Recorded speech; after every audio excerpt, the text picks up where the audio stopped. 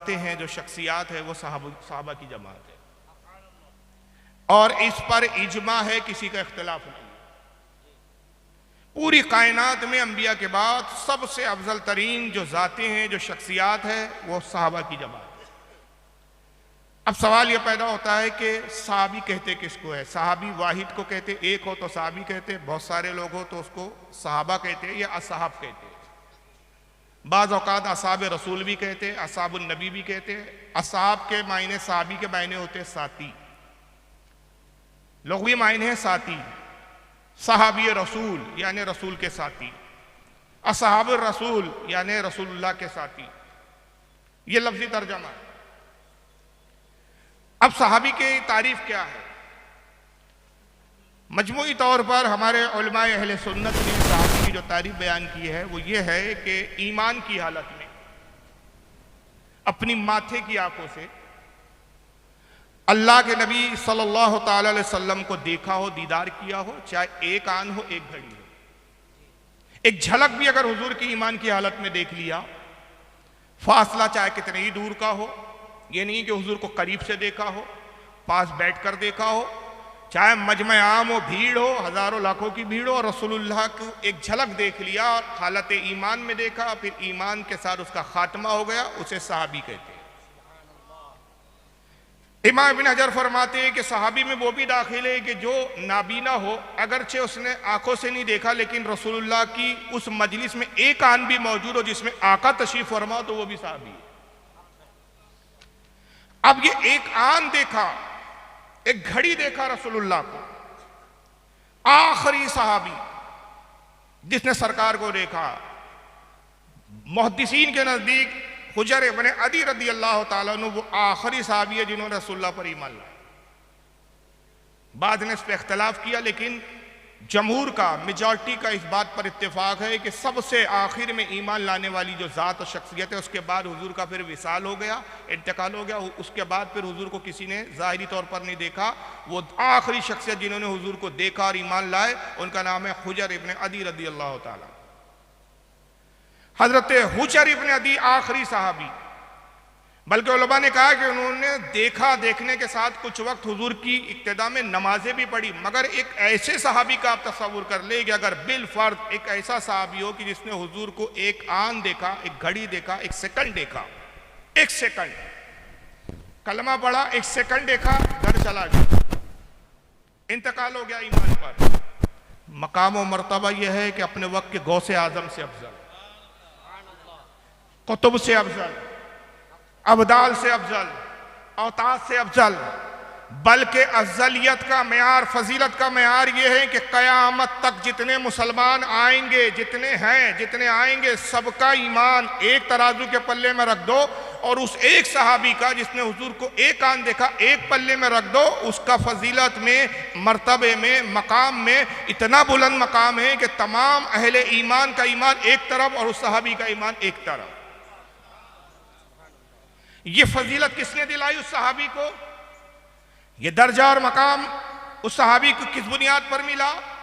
नबी करीम सल्लल्लाहु अलैहि वसल्लम का दीदार करने पर। ईमान की हालत में अंदाजा लगाइए, जिसको देखने पर यह अजमत है कि वो गौस से अफजल हो जाए, कुतुब से अफजल हो जाए, तो वो जात जिसको देखा जा रहा है वो कितनी बुलंद वाला जात हो, उसका क्या मकाम होगा?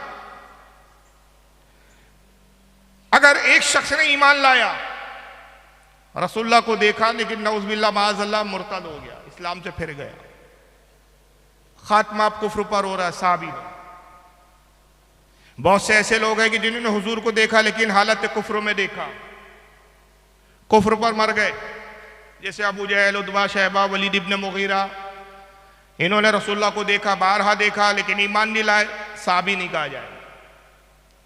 बहुत से वो है जिन्होंने हुजूर को देखा, ईमान लाए, सरकार की इक्तिदा में नमाजें भी पढ़ी, हुजूर के साथ जिहाद भी गया, लेकिन ज़कात के मुनकिर हो गए, इस्लाम से फिर गए, मुर्तद हो गए, और उसी इर्तिदाद पर, उसी कुफ्र पर मर गए, अब सहाबी नहीं रहे। तो सहाबी के लिए शर्त यह है कि ईमान की हालत में देखिए और खात्मा भी ईमान बिल खैर हो। अब बहुत से लोग इस जमाने में शुबात पैदा करते हैं कि भाई क्या हर कोई रदी अल्लाह अन्हु फला ने ये किया, फला मुनाफिक थे, हुजूर के तो बहुत से साहबा मुनाफिक थे। हम कहते तुमसे बड़ा बेवकूफ नहीं, जो सहाबी है वो मुनाफिक नहीं और जो मुनाफिक है वो सहाबी नहीं। तो पता चला कि तुम इल्म की ऐन को भी छुए नहीं हो अभी। जिसका सहाबी होना साबित हो गया वो मुनाफिक नहीं, और जिसका मुनाफिक होना साबित हो जाए वो सहाबी नहीं। दोनों सिफतें मुतज़ाद है, एक हो ही नहीं सकती। ये दोनों सिफतें ऐसी है जैसे जमीन और आसमान जो एक नहीं हो सकते। जैसे जमीन और आसमान एक नहीं हो सकते, वैसे मुनाफिक सहाबी नहीं हो सकता और सहाबी मुनाफिक नहीं हो सकता। अब जिनके बारे में कुरान और हदीस में कह दिया गया, अल्लाह के नबी ने फरमा दिया, बता दिया ये मुनाफिक है, उन्हें मुनाफिक समझना जरूरियात दीन में से। और जिनके बारे में हदीस खामोश, रसूल खामोश, कुरान खामोश, अब कोई बदबक कहे कि ये मुनाफिक थे, फुला मुनाफिक थे, फुला मुनाफिक थे, तो गोया या तो वो नबुव्वत का दावेदार है। क्योंकि मुनाफिकत एक ऐसी चीज है कि जो दिल की कैफियत का नाम है। मुनाफिक उसे कहा जाता है कि जाहिर में इस्लाम बताता है, अंदर बातिन में कुफ्र को रखता है, और ये अंदर कुफ्र छुपा है। इस अंदरूनी कैफियत को जानने वाला या तो नबी हो या वक्त का बहुत बड़ा वली कामिल हो। आप न वली है ना नबी है, तो आपको कैसे पता चला कि फुला मुनाफिक है? तो या तो आप नबुव्वत का दावा कर रहे हैं, तो तुमने उसको, उस सहाबी को मुनाफिक कहकर उस सहाबी का कुछ नहीं बिगाड़ा, बल्कि अपने ईमान का बेड़ा गर्क कर दिया। तो ये चीजें याद रखिए। अब इन तमाम सहाबा में सबसे अफजल तरीन जात किसकी है? हजरत सैयदना अबू बकर सिद्दीक रदी अल्लाह ताला। और इस पर इजमा है। इजमा किसका? मौलियों का नहीं, बरेली के आलिमों का नहीं। इसलिए नहीं कि आला हजरत ने कह दिया अबू बकर सिद्दीक सबसे अफजल है तो हमने कहा, आला हजरत ने कहा तो हम मानते हैं। अबू बकर सिद्दीक तमाम अंबिया के बाद, तमाम सहाबा में, तमाम इंसानों में, हुजूर की तमाम उम्मत और पिछले अंबिया की उम्मत में अंबिया के बाद सबसे अफजल तरीन है। इस पर इजमा किसका है? सहाबा इकराम का इजमा।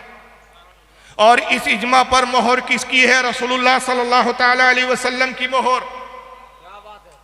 हुजूर ने खुद अपने जमाने जाहिरी में बता दिया कि अबू बकर सिद्दीक से अफजल मेरे असहाब में कोई नहीं।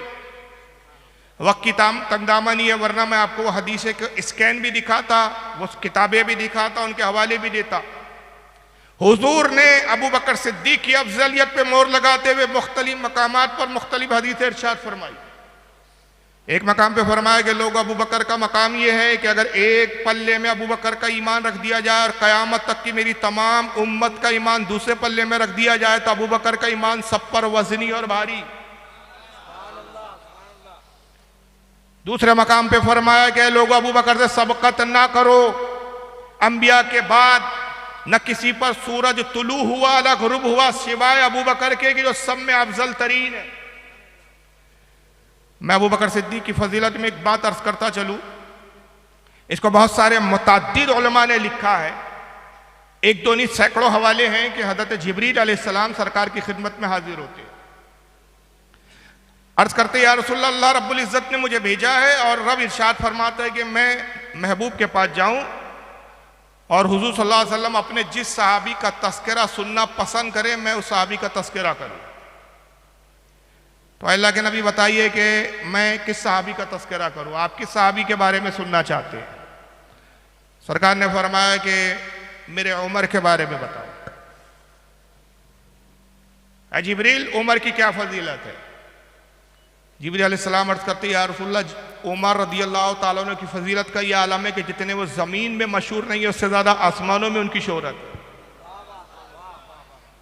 उनकी तारीफ और तौसीफ फरिश्ते करते हैं।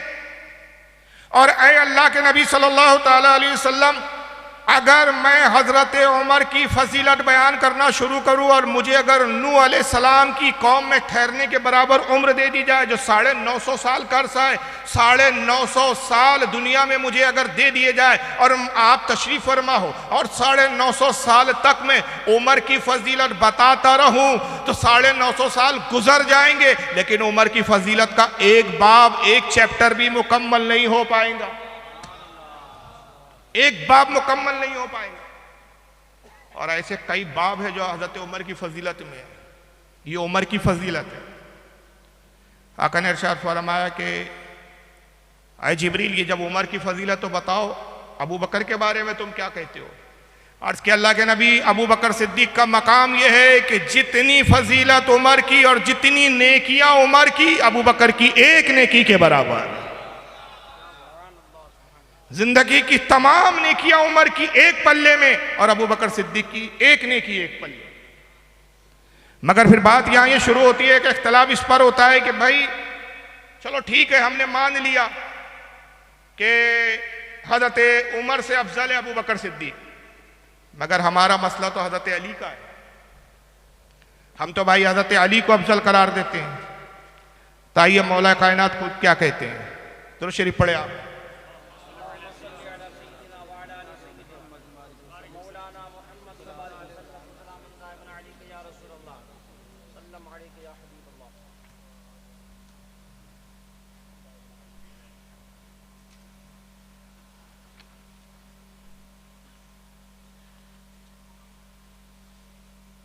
एक बार और दुरूद शरीफ पढ़े। अल्लाहुम्मा सल्ली अला सय्यिदिना मौलाना मुहम्मद व अला आलिहि व अस्हाबिहि व बारिक वसल्लिम सलातो वस्सलामु अलैका या रसूलल्लाह सल्लल्लाहु तआला अलैहि वसल्लम। तो बहस तो इस पर है कि भाई हम अली को पहले नंबर पर मानते हैं। सवाल ये पैदा होता है कि क्या ये कुरान और हदीस है या सहाबा का इजमा है या आपकी तबीयत है?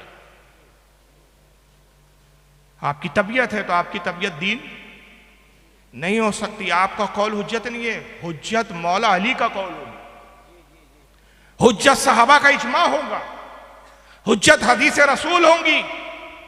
तो क्या सिर्फ एक हजरत अबू बकर की नेकी और उमर की जिंदगी भर की तमाम नेकियां क्या सिर्फ हजरत उमर का है? आइए मौला अली खुद क्या कहते हैं। रिवायत है अन कैसिन काला अली इब्न अबी तालिब रज़ियल्लाहु ताला अन्हु, हजरत कैस रिवायत करते हैं कि हजरत मौला अली रज़ियल्लाहु ताला ने इरशाद फरमाया वहल अना, फरमाया कि लोगों मैं क्या हूं? ये अली कह रहे हैं। जब अली का इकरार हो तो कोई अगर अली से मोहब्बत का दावा करता हो तो ये कैसा दावा है कि दावा मोहब्बत अली का हो और नाफरमानी मौला अली की जाए? ये कैसा मौलाई है? ये मौलाई तो वो होता है जो मौला की माने। तो मौला कायनात तो ये कह रहे हैं और ये हदीस है, क्या आपने पढ़ी नहीं? और ये अहले सुन्नत की किताबों में है। तो अगर ये किताबें आपके नजदीक मोतबर नहीं तो खुलकर ऐलान कर दीजिए कि हम राफदी है, सुन्नी बोल के लोगों को धोखा दे क्यों रहे हो? तो इसका मतलब तुम भी जानते हो कि शिया फिरका इतना बदतरीन फिरका है कि उस फिरके से अपने आप को नामजद करने में तुम्हें भी शर्म हया आ रही है। यही वजह है कि तुम अपने आप को सुन्नी बता रहे हो, हरकतें शियाओं की कर रहे हो। अगर मजहब शिया हक होता तो तुम डंके के छोड़ पे शिया कहते, सुन्नी बनकर ना आते। आ रहे हो सुन्नी बन के, बात शियाओं की कर रहे हो। ये तो अहले सुन्नत की रिवायत है। और सिर्फ रिवायत यह है कि मौला अली कहते, हजरत कैस ताबई है, मौला अली के असाब में वो रिवायत करते कि मौला अली ने मजलिस में कहा, फरमाया वहल अना, कौन हूं मैं, क्या हूं मैं? इल्ला हसनतन मिन हसनाती अबी बकरिन, सिवाय इसके कि अबू बकर की नेकियों में से एक नेकी। कौन कह रहा है? वहां जिब्रील ने कहा था। जिब्रील ने क्या कहा? या रसूलुल्लाह उमर की तमाम नेकियां तो अबू बकर की एक नेकी। अब तुम तो कहते हो कि साहब अली अंबिया से भी अफजल, हालांकि अकीदा कुफरिया है मगर तुम्हारा अकीदा है। तो जब अंबिया से अली को अफजल माना तो जिब्रील से अफजल, तो वहां तो कहने वाला जिब्रील है, यहां तो खुद अली है। तो फिर अली को क्यों नहीं मान रहे हो? मौला अली खुद कह रहे हैं कि मैं कौन हूं सिवाय इसके कि हजरत अबू बकर की नेकियों में से एक ने किया। और इसको कितने लोगों ने लिखा? हजरत इमाम इब्ने असाकिर ने लिखा इसको। मेरे पास वक्त नहीं है कि मैं एक इमाम के बारे में थोड़ा थोड़ा तारुफ पेश करूं। ये इमामों की किताबें हैं, मौलियों की किताबें नहीं। फिर इमाम जब मैं लफ्ज इस्तेमाल करूं तो इमाम से मस्जिद का इमाम नहीं, उम्मत का इमाम, अपने जमाने का इमाम, अपने वक्त का इमाम। और जिनके मैं नाम ले रहा हूं, जिनकी मैं किताबों के रेफरेंस कोट कर रहा हूं, इनकी इमामत पर कुल उम्मत का इत्तेफाक, इनके इमाम होने पर। आपका तो इमाम होने का, ये आलिम मस्जिद के इमाम है, आपकी जमातियों का इत्तेफाक पूरा नहीं। कुछ मान रहे हैं तो कुछ मानने के लिए तैयार नहीं। इसको इमाम इब्न असाकिर लाए हैं तारीख दमिश्क के अंदर, जिल्द नंबर 30 सफ़ा 383।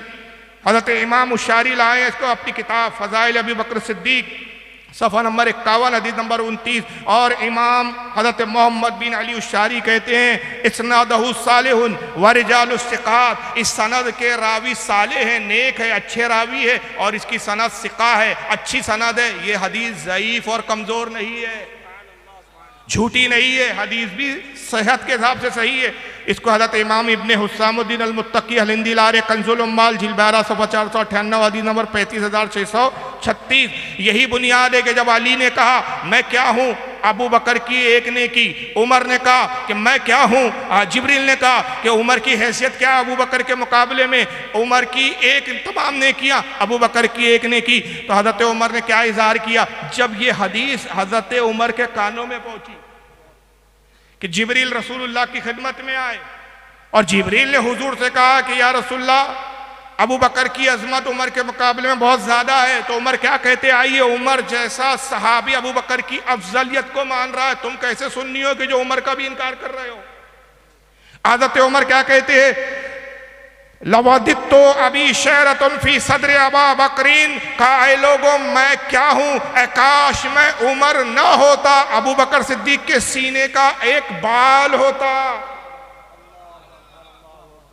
क्या होता मैं, अबू बकर सिद्दीक के सीने का एक बाल होता। ये कौन कह रहा है, उमर। कौन उमर, जिसके बारे में आका कह रहे अगर मेरे बाद कोई नबी होता तो उमर इब्ने खत्ताब होता। अब भी आपको अबू बकर सिद्दीक की फजीलत समझ में नहीं आ रही। अच्छा, आप किस इमाम की तकलीद करते हैं भाई, बोलिए। इमाम आज़म अबू हनीफा रज़ी अल्लाह ताला। इमाम आज़म अबू हनीफा क्या फरमाते हैं, इमाम आज़म से पूछा गया, इसको मुतअद्दिद उलमा ने लिखा, और अकायद की किताबें हैं। कमाल तो यह है कि ये वो किताबें हैं जो मौलवी के कोर्स के दौरान में पढ़ाई जाती है, पढ़ी जाती है, पता नहीं है कैसे आलिम बन रहे हैं कि पढ़ रहे हैं लेकिन समझ नहीं रहे। अकायद शरह अकायद नस्फी इमाम सादुद्दीन तफ्ताज़ानी की पढ़ लीजिए आप, शरह अकायद नस्फिया, उसके अंदर ये रिवायत मौजूद है। इसके अलावा अब्दुल वाहिद बिलग्रामी जो सादात में उन्होंने लिखा, कशफुल महजूब में दाता गनबख्श लाहौरी जो सैयद सादात है उन्होंने लिखा, मखदूम अशरफ जहांगीर सिमनानी ने लताइफ अशरफी में लिखा। मैं कितने हवाले दूं, कितने मुतअद्दिद उलमा इसको लिखते हुए आ रहे हैं।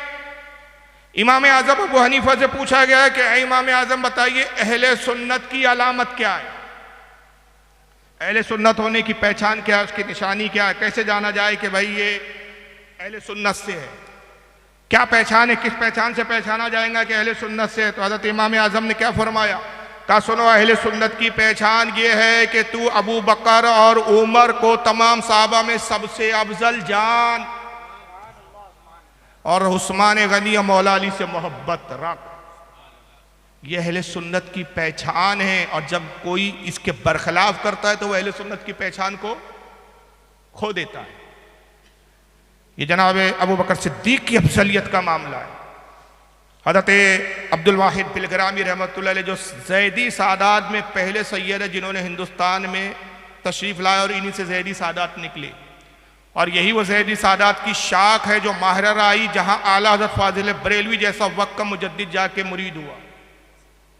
और माहरा की एक खासियत बता दूँ जो पूरे हिंदुस्तान, शायद हिंदुस्तान ही नहीं पूरी दुनिया में, ये एक फजीलत में माहरा की बता रहा हूँ, जहाँ आला हज़रत जैसा वक्त का मुजद्दिद मुरीद होने गया, वाहिद, ये पूरी दुनिया की वाहिद एक खानका है, पूरी दुनिया की कह रहा हूँ मैं, लफ्ज़ों पे गौर करें, पूरी दुनिया की वाहिद ये खानका माहरा मुक़द्दसा जो ज़ैदी सादात से, और ज़ैदी सादात किसे कहा जाता है, ये हज़रत इमाम ज़ैद शहीद जो इमाम ज़ैनुल आबिदीन के बेटे थे उनकी औलादों में ये सिलसिला नसब है, ज़ैदी सादात कहलाते। फजीलत क्या है इनकी, वाहिद ये वो खानका है जहाँ एक साथ लाइन से कतार में 6 कुतुब एक साथ आराम कर रहे हैं।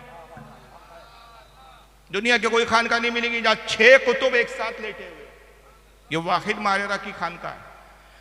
अब्दुल वाहिद बिलग्रामी उस खानदान के वो जद्दे आला है जहां से ये नसब चला। उन्होंने अपने ज़माने में अपने ख़ानदान वालों अहले सादात की इस्लाह के लिए किताब लिखी जिसका नाम है सबह सनाबिल शरीफ, फारसी एडिशन है इसका, मैं जो हवाला दे रहा हूँ उर्दू में भी आ चुकी है ये, फारसी एडिशन का सफ़ा नंबर 12। उसके अंदर वो खुद नकल फरमाते हैं कि मौला अली खुद रावी है, रिवायत मौला अली कर रहे हैं इसकी। मौला अली कहते हैं हम असाब बैठे हुए थे कि अबू बकर सिद्दीक आए और आने के बाद अर्ज करते कि या रसूलुल्लाह सल्लल्लाहु अलैहि वसल्लम ईमान के कितने दर्जे? आका ने फरमाया अबू बकर ईमान के 70 दर्जे। फिर रसूलुल्लाह ने ईमान का एक दर्जा बताया, अबू बकर चले गए। दूसरे दिन आए, फिर पूछा या रसूलुल्लाह ईमान का दूसरा दर्जा क्या है? सरकार ने बताया, अबू बकर सुने चले गए। तीसरे दिन आए, या रसूलुल्लाह ईमान का तीसरा दर्जा क्या है? साहबा हैरान के एक साथ क्यों नहीं पूछ लेते, सरकार भी एक साथ क्यों नहीं बता देते? एक एक पूछ रहे हैं और एक एक दर्जा बताया जा रहा, मगर किसी की हिम्मत नहीं हुई कि इस मामले में, क्योंकि बात सिद्दीक और नबी की है। जब सिद्दीक उस अंदाज में पूछ रहे हैं तो नबी उसी अंदाज में जवाब दे रहे। नबी खुद नहीं कहते कि अबू बकर एक एक दर्जा क्यों पूछते हो, एक ही साथ में 70 दर्जे सुना देता हूं। इतनी याददाश्त तो कमजोर नहीं है तुम्हारी कि मैं 70 एक साथ बयान करूं और तुम उन 70 दर्जों की तारीफ भूल जाओ। हुजूर भी एक दर्जा ही बताते, यहां तक कि 70 दिन गुजरे। जब 70वां दिन था तो साहबा ने कहा या रसूलल्लाह अजीब बात है, 70 दिन तक अबू बकर आते रहे, एक एक दर्जा पूछते रहे, आप एक एक दर्जा बताते रहे। सरकार एक साथ ना अबू बकर ने पूछा ना एक साथ आपने बताया, इसकी हिकमत क्या है? आका ने कहा सुनो, अबू बकर आते ईमान का दर्जा पूछते चले जाते, जब दूसरे दिन आते तो जो दर्जा मैंने बताया होता उस पर फायज होते। तीसरे दिन आते मैं ईमान का दर्जा बताता, वो उस पर फायज होते। 70 दिन में अबू बकर 70 ईमान के दर्जों पर फायज थे। और मेरी तमाम उम्मत में सिवाय अबू बकर के ऐसा कोई नहीं जो 70 के 70 ईमान के दर्जों पर फायज हो, सिवाय अबू बकर। एक दूसरे मकाम पे आका कहते हैं यही सब है सनाबिल शरीफ, और इसको चलो अब्दुल वाहिद बिलग्रामी से आप मुतमईन ना हो। बहुत सौ के पेट में दर्द होगा, सब है सनाबिल शरीफ को नहीं मानते। चलिए आइए अब्दुल वाहिद बिलग्रामी से भी बहुत पहले 200 हिजरी के इमाम हज़रत इमाम इब्ने अबी दुनिया, उनकी किताब मकारिमुल अखलाक सफ़ा नंबर 29 पे उन्होंने भी ये रिवायत लिखी। हाफिज इब्ने असाकिर 500 हिजरी के इमाम तारीख दमिश्क जिल्द नंबर 3 सफ़ा 130 पे लिखा। हज़रत इमाम खैसमा ने फ़ज़ाइल सहाबा सफ़ा 141 पे लिखा। इमाम इब्ने हजर अस्कलानी जरा तादील के मोतमद मुस्तनद आलिम दीन, फन रिजाल में जिनको सनद माना जाता है, जिनकी हैसियत को इमाम इब्ने हजर अस्कलानी रहमतुल्लाह अलैह लिसानुल मिज़ाल जिल्द नंबर 3 सफ़ा 187 पे, इमाम मुहिबुद्दीन तबरी ने अर्रियाज़ी नज़रा जिल्द 2 सफ़ा 113 पे लिखा, और भी उलमा ने लिखा।